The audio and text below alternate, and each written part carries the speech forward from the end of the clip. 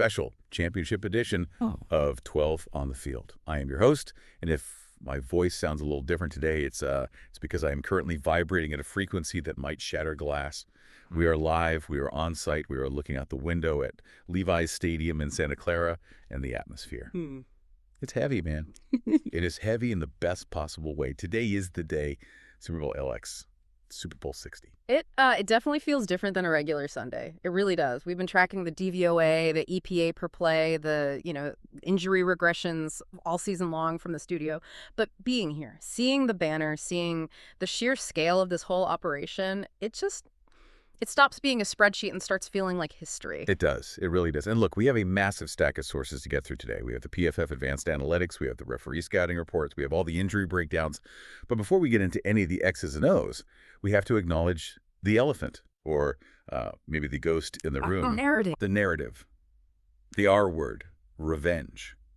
Whether the national media wants to focus on the new era or not, for every single person listening to this show, for every member of the 12s back in the Pacific Northwest, this is personal. This is a rematch of Super Bowl 49, the Seattle Seahawks versus the New England Patriots. It's the scar tissue, isn't it? The little bit that hasn't quite healed for a lot of people. It hasn't, and I know.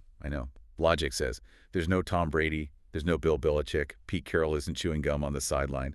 The faces have changed. Of course they have. But the franchises, the laundry, the colors on the jerseys, it's all there. And that feeling in the pit of your stomach is exactly the same. It is interesting because emotionally you are 100% right. I feel it too. The fan base wants to exercise that demon. They want to bury the memory of the 1-yard line for good. But tactically, from a football perspective, this is a fascinating blank slate.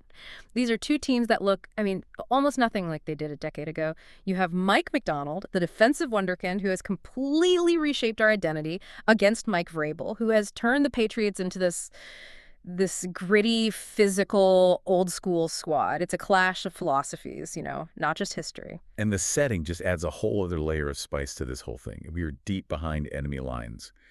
Levi's Stadium, the home of the San Francisco 49ers. Oh, the irony is it's absolutely delicious. It is poetic. It's beautiful. We were looking through the stadium media guide earlier, just flipping through it, reading about the Levi's Loud tradition and the foghorns, the 49ers Museum, and just thinking, can you even imagine the Seahawks hoisting their second Lombardi Trophy right in the middle of the 49ers living room? Planting the Seahawks flag on the 50-yard line where the faithful usually sit.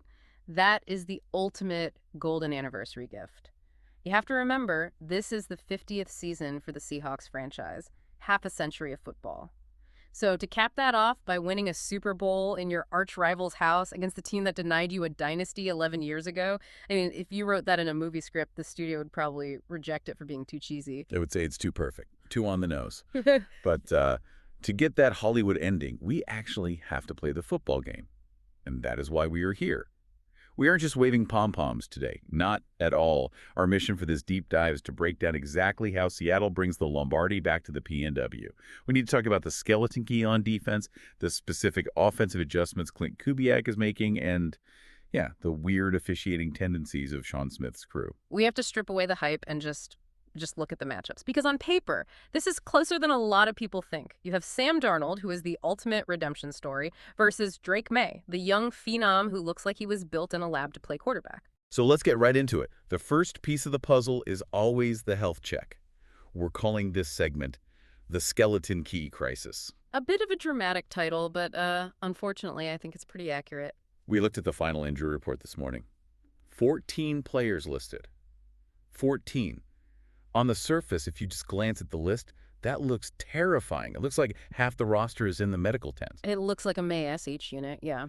But you really have to parse the data. You have to read between the lines. In the NFL, especially in the Super Bowl, listed doesn't always mean hurt. It just doesn't. Most of those guys were full participants in practice all week. Jake Bobo with the hand issue, he's fine. He's catching everything.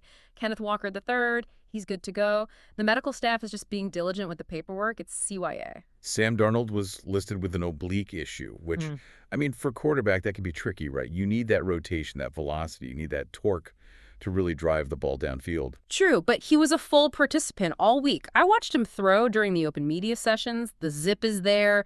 The ball is coming out hot. I'm not worried about Darnold's oblique. I'm worried about the one name that had DNP did not participate next to it earlier in the week and is now listed as questionable. Rick Emmwori. This is the pivot point. This is the linchpin of the entire defense. Okay, so for the listener who maybe just knows him as a safety, why are we putting so much weight on one defensive back? I mean, we have Rick Woolen, we have Devin Witherspoon. We're loaded in the secondary. What makes Emmwori this skeleton key? So we dug into the PFF tracking data on Emmwori, and it's pretty wild. He isn't just a safety in the traditional sense, where he stands 20 yards back and catches punts or tackles guys who break free. He is a hybrid weapon. He's a chess piece. He has played nearly 400 snaps in the slot, almost 300 in the box, which basically means he's playing linebacker. And he's even rushed off the edge a few dozen times. So he's basically playing 3 different positions at once. He's a Swiss Army knife. He allows Mike McDonald to play what we call big nickel or dime packages against heavy offenses. Let's break that down for the casual fan. When you say heavy offense, what are we actually looking at? What does that mean? It means the offense puts big people on the field. It's simple, really. Multiple tight ends, a fullback, maybe an extra offensive lineman. When an offense does that, usually the defense has to sub in their own big guys, their linebackers, to stop the run. Yeah. It's just physics, right? Big beats small. If you leave your small cornerbacks out there against big tight ends like, say, Hunter Henry, they get crushed in the run game. Right. You have to match mass with mass. Makes sense. Usually. But Emmwori breaks the laws of physics. That's the thing. He is big enough, I think he's 6'3", 220 pounds, and he's physical enough to stop the run like a linebacker. He'll come downhill and hit you. But he runs a 4.3 40-yard dash. He covers like a cornerback. So when he is on the field, Seattle doesn't have to sub. They can keep their speed on the field even when the Patriots try to bully them with size. That's the skeleton key. He unlocks the ability to stay fast against a power team. Exactly. He is the key that opens every door. Now imagine if he can't play. Or if he plays on a bad ankle and loses half a step. Seattle is in trouble. They lose the disguise. If the Patriots bring out 2 tight ends, Seattle will be forced to bring out traditional linebackers. And that creates the exact mismatch the Patriots want. Passing the ball against linebackers who can't run with their tight ends or slot receivers, it's a nightmare scenario. That is a massive, massive chess piece to lose. It forces you to play honest, and in the Super Bowl, you want to be as deceptive as possible. It fundamentally changes the play calling sheet. Without him, McDonald has to play simpler coverages. He just has to. And against a coach like Mike Vrabel, who is fantastic at game planning, simple gets you beaten. It really does. We need Emmwori to be at least 80% effective to run the defense we want to run. It's that critical. We also need to keep an eye on Charles Cross, our left tackle. He's listed as limited with that foot injury. The anchor of the line. Your franchise left tackle. Yeah. So how worried are you there? I mean, footwork is everything for a tackle, right? I'm less worried than I am about Emmwori, but it's not nothing. You can't just ignore it. Cross is elite. So even at 80%, his technique is so good it usually saves him. Plus, when you look at the Patriots' defensive front, which we will get to in a minute, their strength is on the interior, not the edge speed. If they had a premier speed rusher like a Micah Parsons or a Myles Garrett, I'd be panicked, absolutely panicked, against this Patriots front. Cross should survive, but he might need a little help from a tight end chipping on his side now and then. Okay, let's flip the script. Let's talk about when the Seahawks have the ball. The Sam Darnold show. I mean, I still can't believe we were saying that in a Super Bowl preview. It's incredible. It is wild. It's an amazing story. 3rd overall pick by the Jets. Saw ghosts. Bounced around the league. Carolina, San Francisco. Labeled a bust by everyone. And now he's thrown for over 4,000 yards, 25 touchdowns, and he's starting in Super Bowl 60. It's a testament to situation. It really is. We talk about talent all the time, but the situation, the system you're in, it matters more. He landed in Clint Kubiak's system, and it unlocked him. It gave him easy answers. It simplified the game. We hear Kubiak system or Shanahan style constantly. It's almost a buzzword at this point. But what does it actually look like for us in this specific game? Yep. What is the tactical identity we are bringing to Santa Clara? It actually goes back to what we just discussed with Emmwori, but in reverse. It's all about personnel groupings. Seattle uses 12 personnel. That means 1 running back and 2 tight ends, and even 21 personnel, 2 backs, more than almost anyone in the league. So they crowd the line of scrimmage with bodies, make it look big and beefy. They make it look like a run play. Every single time, they force the defense to make a chase. Do you put your big guys in, your linebackers, to stop the run? Or do you keep your small guys, your corners, in to stop the pass? And usually, defenses put the big guys in because they are terrified of Kenneth Walker breaking one. Correct. And that is the trap. That's the whole point. The PFF data shows Darnold has an 86.0 passing grade specifically against base defenses. That's when the defense has 3 or 4 linebackers on the field. He shreds them because you end up with a linebacker trying to chase Noah Fant or, Cooper Kupp across the field. It's stealing. But here's the wrinkle. The Patriots aren't a normal defense. They are not, and this is why this game is going to be such a headache for Kubiak. This is the chess match. The Patriots are one of the best teams in the NFL at stopping the run while staying small. They stay in their nickel defense, 5 defensive backs, even when you bring in the extra tight ends and fullbacks. They refuse to take the bait. They look at our big guys and say, we don't care. We are keeping our corners on the field. They trust their defensive line, guys like Barmore, to hold the point of attack without extra help from the linebackers. So if Seattle comes out heavy, hoping to get that mismatch against a slow linebacker, New England might just leave a cornerback out there and call their bluff. Which means the throwing windows get a lot tighter for Sam. He's not throwing to wide open guys anymore. Significantly tighter. He's not throwing to wide open guys in the flats. He's throwing into tight coverage. He has to be precise. He has to be on time with the ball. No hesitation. And that leads us directly to the matchup that I think decides the first half, maybe the whole game. Our star receiver, Jaxon Smith-Njigba, JSN, versus their star cornerback, Christian Gonzalez. Iron sharpens iron. This is the heavyweight fight on the outside. This is what you pay to see. JSN has been the engine of this whole offense, nearly 1,800 yards. He led the league. We know he destroys man coverage. He's just so twitchy at the line of scrimmage, you can't get a hand on him. He is a separation machine. It's what he does. Specifically against cover one man free, he is statistically unguardable. He just is. But Christian Gonzalez is a different animal. He's not like other corners. He is long, he is fast, and he is incredibly patient. He doesn't bite on the fakes. Okay, so does he travel? Is he going to follow JSN everywhere he goes? That's the million-dollar question, isn't it? In the regular season, Gonzalez mostly stayed on one side of the field, the left side. He didn't chase guys around. But this is the Super Bowl. You have 2 weeks to prepare. If I'm Mike Vrabel, I am stapling Christian Gonzalez to JSN's jersey. I'm telling him, you have one job today. Don't let number 11 breathe. Follow him to the slot. Follow him outside. Follow him to the Gatorade cooler. If that happens, if JSN is erased, or even just limited to, say, 4 catches for 40 yards, does our whole offense stall?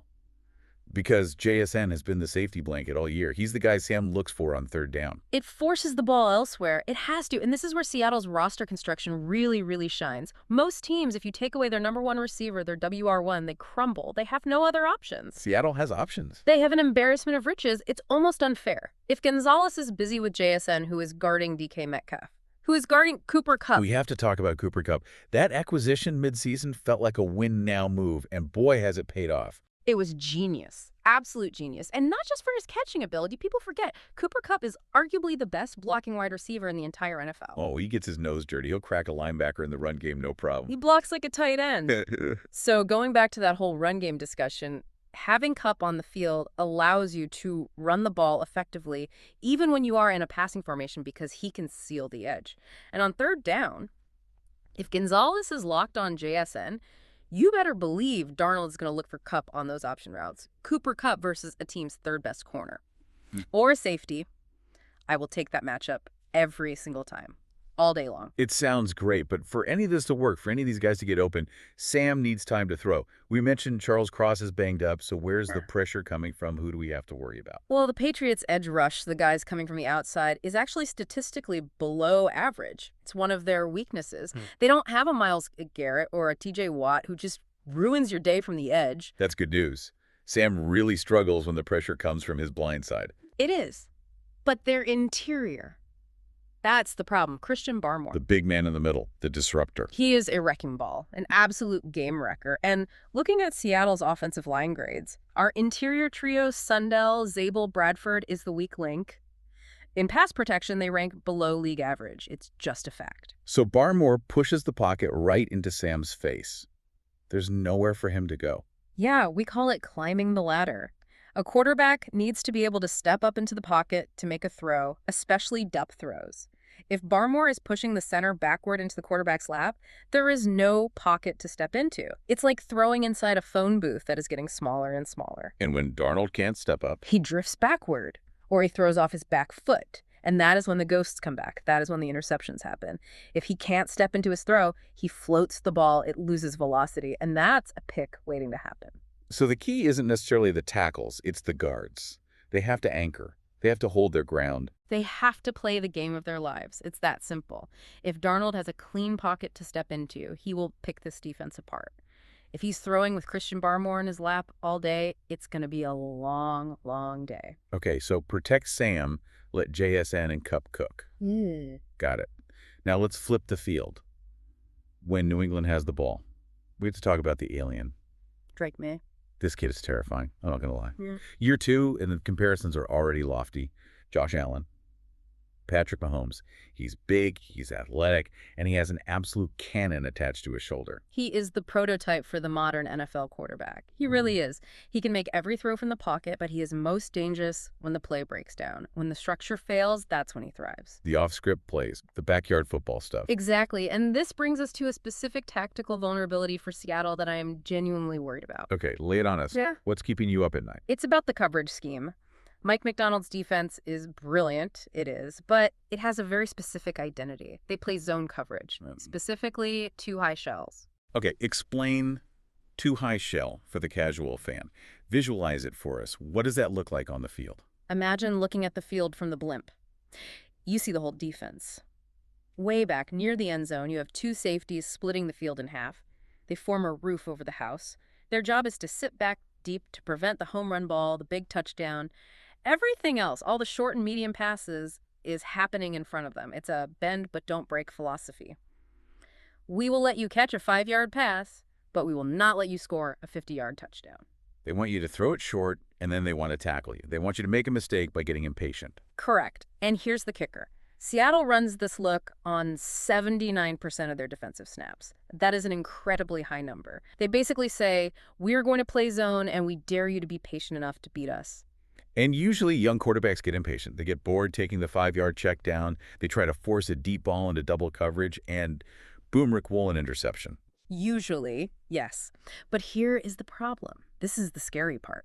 We looked at the EPA expected points added for every quarterback in the league against zone coverage and two high looks. Do you know who is number one? Uh-oh. Let me guess. Drake Maye. Drake Maye.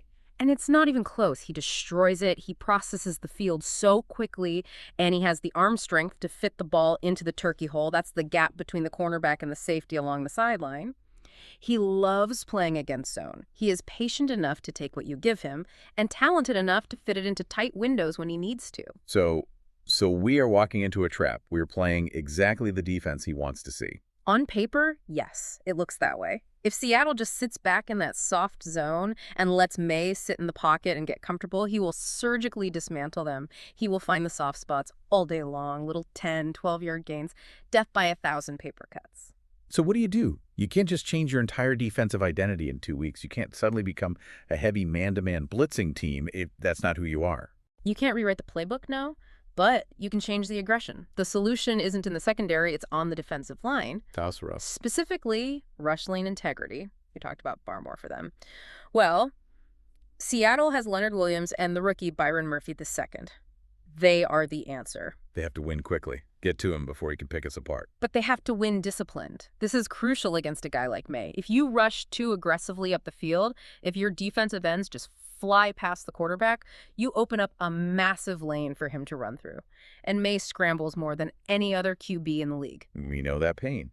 Russell Wilson used to do it to other teams for us for a decade. Now we are on the receiving end of it. It is the most demoralizing thing for a defense. I mean it. You play perfect coverage for 4 seconds. Everyone is blanketed. The play is dead. Then Maye just steps through a gap in the line because the defensive end ran too far upfield, and he runs for 15 yards. First down.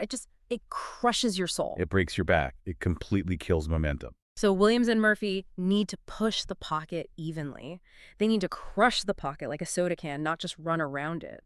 Keep him contained, make him uncomfortable, and force him to make a decision before he is ready. Make him play quarterback. Don't let him play athlete. There's also a note here in our prep about the Rams' blueprint. Yeah, we have to look at the losses. How have teams beaten us? The Rams really hurt Seattle's defense this year, and they did it with in-breaking routes. Digs, slants, crossers, stuff over the middle. Routes that go right into the heart of the field. Because Seattle plays those two deep safeties, the middle of the field is sometimes a little soft behind the linebackers.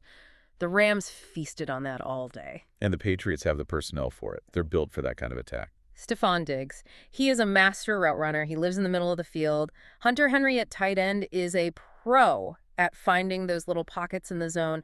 They're going to try to replicate that Rams game plan, I guarantee it. Throw it 12 yards over the middle, right in front of the safeties over and over again. This puts a massive spotlight on tackling then. You can't let a short pass turn into a big gain. Devin Witherspoon. He is the X factor here. He has to be. He is one of the most aggressive physical cornerbacks in football. If they catch that slant, Witherspoon needs to arrive at the ball the split second it touches their hands. No YAC. No yards after catch. None. Exactly. If a 5-yard slant turns into a 20-yard gain because of a missed tackle, Seattle loses. It's that simple. Witherspoon needs to be a heat-seeking missile today. He has to set a physical tone. And frankly, that is the kind of game he lives for. He loves the violence. He feeds off it. He sets the tone for the whole defense. If he lays a big hit on Stefon Diggs early in the game, that makes receivers think twice about coming over the middle. It makes them listen for footsteps. It changes the game. Okay, so that's the strategic breakdown. That's the chess match. But Super Bowls are weird. They are so often decided by the things you can't scheme for. The zebras, the X factors, the bounces of the ball. The officiating crew is a huge variable, a huge one. We have Jaxon Smith as their referee today. What's the book on him? What's his deal? We pulled this fantasy alarm officiating report. Jaxon Smith's crew calls fewer penalties than the league average. So they kept the flags in the pocket. They let him play. They let him play. Now ask yourself, who does that favor? The physical team. The team that wants to grab and hand fight and get away with it. It favors the Legion of Boom 2.0 style. It just does. Rick Woolen, Devin Witherspoon, Trey Brown, these guys are physical. They like to get their hands on receivers at the line of scrimmage. If the refs aren't calling ticky-tack illegal contact or defensive holding 5 yards downfield, Seattle's secondary becomes twice as dangerous. It allows them to bully the receivers and disrupt the timing of the routes. Conversely, there's one specific player on the field we want to see flagged, and that is Patriots cornerback Carlton Davis. Yes. We have him highlighted here as a target. Explain why. He is a liability in the penalty department. He is the third most penalized player in the entire NFL this season. And that's mostly pass interference, right? PI and holding. The scouting report on him says he panics. When a receiver gets a step on him deep, his instinct is to grab. He doesn't trust his recovery speed. So knowing that, what is the play call? How do you exploit that? You have to take shots. You just have to, even if it's not a high percentage throw. You isolate DK Metcalf or Tyler Lockett on Davis's side. You throw the deep ball. You make him run. And even if you don't catch it. If you underthrow it slightly, if you force Davis to run through the receiver to get back to the ball, that's a flag almost every time. And in the NFL, defensive pass interference is a spot foul. A game changer. College is 15 yards. In the NFL, it's at the spot of the foul. If that foul happens 50 yards downfield, it is a 50-yard penalty. It's just as good as a catch. Better, actually, because it stops the clock and completely demoralizes the defense. I would be shocked if Darnold doesn't launch a deep ball at Davis in the first quarter just to test the waters and see what the refs will call. Bait him into it. I love it. It's smart. It's cynical, but it's smart football. You play the rules as much as you play the opponent. One last X factor before we get to the fun stuff. Special teams. Often ignored, always critical, especially in a big game. We have Rashid Shaheed returning kicks. He has been electric since we picked him up. A real weapon. He flips the field. He really does. But don't sleep on Marcus Jones for the Patriots. He is also elite. This is a battle of two of the best. In a game where the betting line is this tight, the spread is under a field goal battle. Hidden yardage matters. The over-under is 45.5. That suggests a relatively tight, medium-scoring game, a defensive battle. In those games, starting a drive at the 40-yard line instead of the 20-yard line is massive. It completely changes your play calling. Or, God forbid, a punt return touchdown. That could be the ball game right there. It's terrifying to think about. One missed tackle on a punt and the season is over. Yeah. Okay, let's take a breath. We've done the heavy lifting. Now I want to get to the party conversation starters. The props, the betting lines, the stuff the 12s are debating in the group chats right now. The fun part. Halftime show. Bad Bunny, biggest Latin artist in the world. California setting. It makes sense. It's a good fit. There are prop bets on the first song he'll sing. TD May Pregunto is sitting at plus 250. Moscow Neal is plus 300. Now look, I am not a music critic, but I know pacing. I know showmanship. You don't start a Super Bowl halftime show with a slow jam. You just don't. You need energy. Titi Me Pregunto has that bounce. It gets the crowd jumping immediately. That's my bet. I'm with you. It's a tempo play. Also, keep an eye on the special guest prop. There is almost always a surprise guest. I'm staying away from that one. Too unpredictable for me. But looking at the on-field props, we had a good laugh at the MVP odds earlier. The old data glitch. It was hilarious. Yeah, one of the betting sheets we saw listed Geno Smith in the MVP odds for the Seahawks. Geno. We love him. He got us to the playoffs before. But he is currently a Las Vegas Raider. Unless he storms the field from the stands and leads a game-winning drive, I don't think he's winning MVP today. Just to clarify for the listeners who might be confused by outdated algorithms, this is Sam Darnold's team. If a QB wins MVP for Seattle, it's Sam. He is firmly the guy. He's ranked as the 9th best QB in Tier 2 coming into this. He has earned the keys to the car. It would be pretty impressive if Geno won it from his couch, though. I'll give him that. But let's talk about a real lock. Give me your lock of the week for a prop bet, something you feel really good about. For me, it is Kenneth Walker III, anytime touchdown. Okay, walk me through the logic. It's about usage. It's about volume. With Zach Charbonnet out on IR, there is no vulture. There's no one else. No one's stealing the goal line carries. Exactly. Walker is the bell cow near the stripe. And while the Patriots are good against the run, if Seattle gets to the 2-yard line, they aren't throwing it 3 times. They are giving it to K9. He has scored in 6 of his last 8 games. The odds are around Megachin 145. It's not a huge payout, but it feels safe. It feels inevitable. I like it. I like it a lot. I'm looking at DK Metcalf receiving yards. The line is set at 72.5. That's a reachable number for a guy like DK. I think so. In the playoffs, stars step up. And if they target Carlton Davis like we discussed, one big play gets you 50 yards right there. One pass interference call gets you 50 yards. I think he smashes the over on that. Okay, we're coming down to the wire. It is time to put our reputations on the line. Final keys to the game and the official prediction. Give me your 3 keys for a Seahawks victory. All right, boiling it all down, let's see. Key number 1, interior protection. The guards and center must withstand Christian Barmore. Give Sam a clean pocket to step into. No drifting, no throwing off the back foot. Key number 2. The skeleton key. Rick Emmwori. If he plays, is he effective? If he doesn't, can the defense adjust without exposing the linebackers? We need that disguise. And key number 3, discipline. Don't let them play officiating turn into sloppy penalties. Be physical, but be smart. Bait Carlton Davis, don't be Carlton Davis. Solid. I like it. And if you had to put on your Belichick hoodie or Vrabel hoodie, I guess what are the keys for the Patriots? For them, it's pretty simple. Key 1, chaos. Drake Maye needs to use his legs. He needs to break the structure of the defense and create those random off-script plays. And key 2, erasure. Christian Gonzalez needs to completely delete JSN from the game plan. If JSN runs wild, the Patriots don't have the firepower to keep up in a shootout. Okay. The moment of truth. Prediction time. What does the expert see happening today? This is tough. This is really tough. I think the narratives about revenge are fun for us, for the fans, but on the field, this is going to be a grinder. It's a tactical chess match. I think Drake Maye is going to make a couple of throws that make us all gassed. He's too talented not to. But at the end of the day, I think Seattle's defense is more complete. I think McDonald has a plan for the rookie. I think they confuse him late in the game. Maybe Rick Woolen jumps one of those in-breaking routes we talked about and takes it to the house. I'm going with a very tight, sweaty palm game. Seahawks 24, Patriots 20. I respect the analysis. It's grounded. It's logical. But you know what? I am throwing logic out the window. I am going with heart. I am going with momentum. I think Sam Darnold completes the arc. I think the 12s take over Levi's stadium. We know how well our fans travel. And I think the noise rattles the young quarterback. I think we see revenge served cold and delicious. I've got Sam throwing 3 touchdowns. I think we pull away in the 4th quarter and we can actually breathe. Seahawks 31, Patriots 17. A blowout. I mean, I would love that. My heart couldn't take another close one. A stress-free 4th quarter. That's the dream, isn't it? But whether it's a blowout or a nail-biter, we are ready. To the 12s listening, whether you are in the parking lot in Santa Clara right now, watching from a bar in Pioneer Square, or streaming this from halfway around the world, this is it. Make them hear us. The 50th season. The ghosts of Super Bowl 49 are waiting to be busted. Enjoy every second of it. These windows don't stay open forever. You have to cherish them. They sure don't. We will be back immediately after the final whistle with a post-game deep dive. Hopefully, we are popping champagne and celebrating the 2nd Super Bowl title in franchise history.